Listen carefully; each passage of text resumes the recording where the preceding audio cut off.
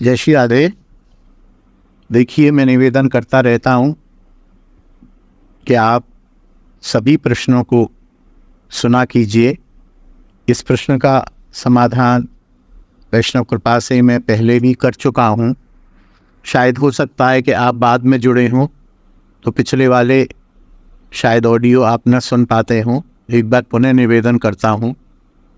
श्रीमद् भागवत में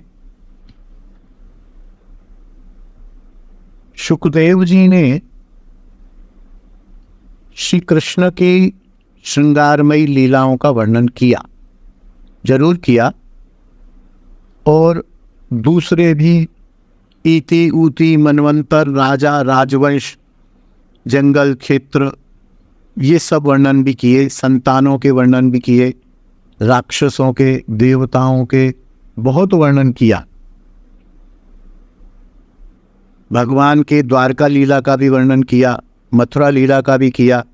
द्वारिका की सभी पट्ट महिषियों के नाम गिनाए, मथुरा की पट्ट महिषी कुब्जा महारानी का नाम भी गिनाया। आपको मेरे ख्याल से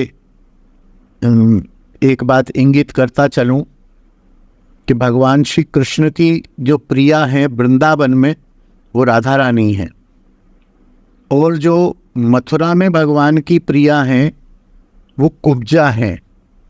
वो ठीक है, राधा रानी से थोड़ी कम है, लेकिन पत्नी स्वरूप ही है, कांता स्वरूप ही है, और उनकी प्रिया ही है।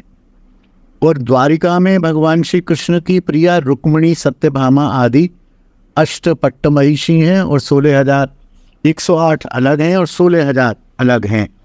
तो कुब्जा को भी कम नहीं आंकना है, कुब्जा भी भगवान की प्रिया है। तो कुब्जा का नाम लिया, रुक्मिणी सत्यभामा का नाम लिया, लेकिन श्रृंगार रस की जितनी भी लीलाएं उन्होंने वर्णित की हैं, श्रृंगार रस के किसी भी परिकर का, किसी भी गोपी का, यहाँ तक कि ललिता का, विशाखा का, राधा जी का नाम तो लिया ही नहीं, मतलब ही नहीं था, क्योंकि श्रृंगार रस के किसी भी परिकर का उन्होंने नाम नहीं लिखा। कुछ गोपियों ने कहा, कुछ गोपियाँ आईं, एक विशेष गोपी ऐसे किया, एक विशेष गोपी को कंधे पर उठाया, एक विशेष गोपी अंतर्ध्यान हो गई, कृष्ण अंतर्ध्यान हो गए। तो श्रृंगार रस एक ऐसा मधुर रस है कि उसका आस्वादन तो करा दिया, लेकिन पात्रों का परिचय नहीं दिया। उसका कारण कुछ भी हो, मैं तो मोटी दृष्टि से ऐसा समझता हूँ कि उस समय परीक्षित की मृत्यु होने वाली थी और परीक्षित ज्ञान के लिए वहाँ बैठे हुए थे। श्रृंगार रस जो है वो आनंद का विषय है, मृत्यु में चिंतित थे वो सब। ऋषि मुनि भी समझ रहे थे कि अब क्या होगा, तक्षक इनको आके डसेगा। तो लीला का वर्णन तो कर दिया, क्योंकि श्रृंगार के बिना, मधुर रस के बिना सारे रस अधूरे हैं। मधुर रस ही सर्वोपरि रस है, और उसमें भी स्वकीय एवं परकीय।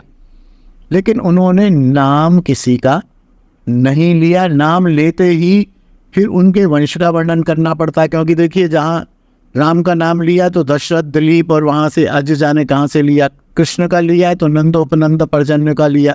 अगर ललिता, विशाखा, राधा रानी का नाम लेते तो ऊपर से सारे उनके वंश वर्णन करने पड़ते, इतना समय नहीं था। उन्होंने श्रृंगार रस के किसी भी परिकर का नाम नहीं लिया।